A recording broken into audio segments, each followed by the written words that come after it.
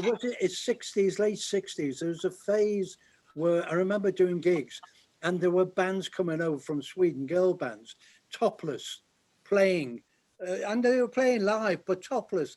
And I was saying to my agent, can we get more of these gigs? I said, I'll support them. I don't want to be head bill. Yet they were playing topless. It's a little fad they went through. I think health and safety got involved somewhere.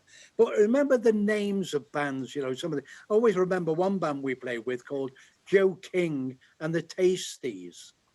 Oh. I mean, you know, joking in the taste. There are loads of bizarre. Fred, the legendary Fred Della from the NME, who used to do Fred Facts for the NME.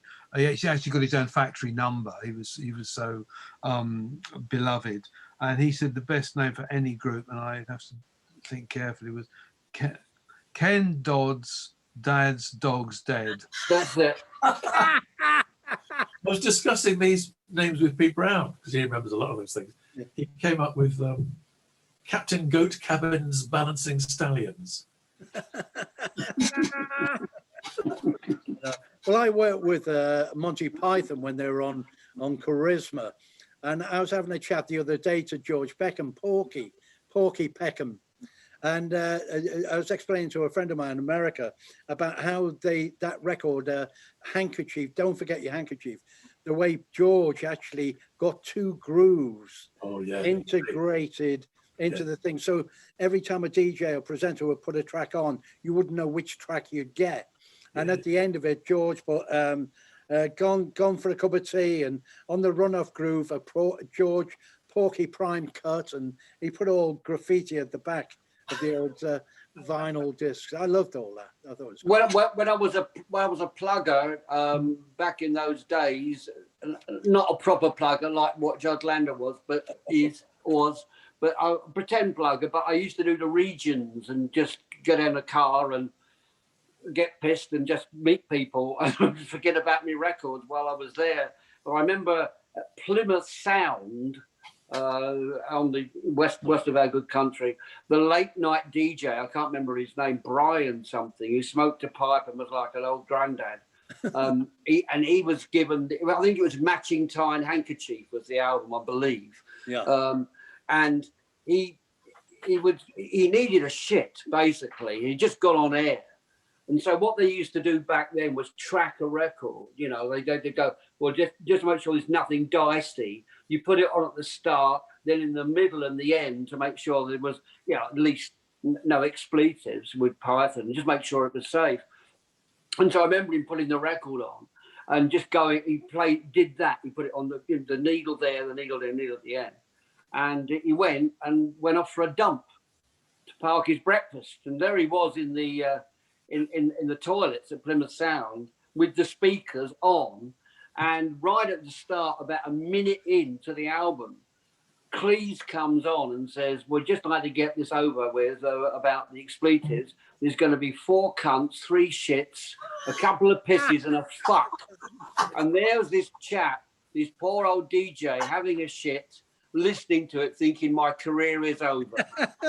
And he didn't get one complaint. I know, get away. That's late night show. But I remember Ronnie's going back to live music. I remember Ronnie Scott's. My hero was a harmonica player called Toots Thielman. And Toots, a lovely gentleman. Have you met him? Well, you might. You played with him? No. Yeah. No, a lovely man. Well, did you ever meet his wife? No. Well, he used to take her on tour occasionally. But I remember I paid, and very rare did I pay for tickets, but I decided to pay to go and see him at Ronnie Scott's. Yeah. And myself and a mate of mine, and I was working at CBS up the road. So we go to Ronnie Scott's. And it's in the days where you'd have that haze of smoke. And if you sat further down, you'd just be under it.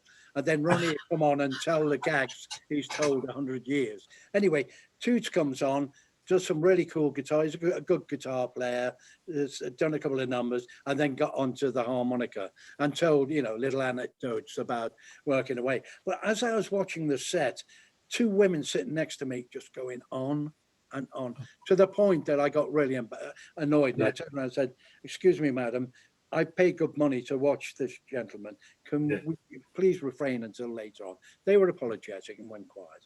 Anyway, the show's going on. He's great. At the end, applause, everyone standing up, takes a ovation, and then walks off and round the back. And then he's starting to come round near me. And I just said, thank you very much. I thought it was a great set, really appreciate it. He said, thank you very much. Anyway, he goes up and he goes and sits on the table next to me with the women.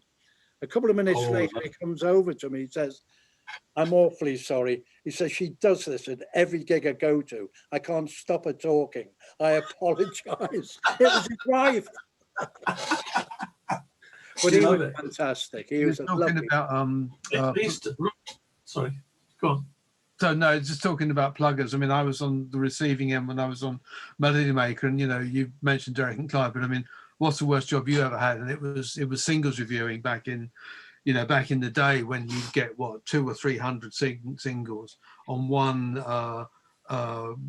record deck in the Melody Maker office, and you'd have to go through them, and it was like putting a gun to your head.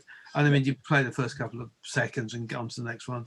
And Depeche Mode's debut, Just Can't Get Enough, came out, and my pity review was I Can, You Will.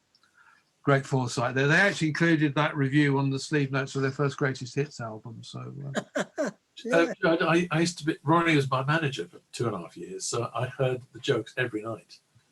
And I've written them all down. If you'd like a copy, I can send it to you. Yeah.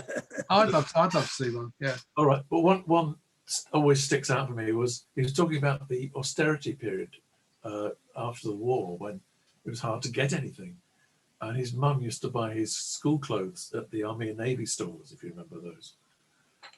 And he said, but it wasn't easy for a 10-year-old Jewish kid from the East End having to go to school dressed as a Japanese admiral.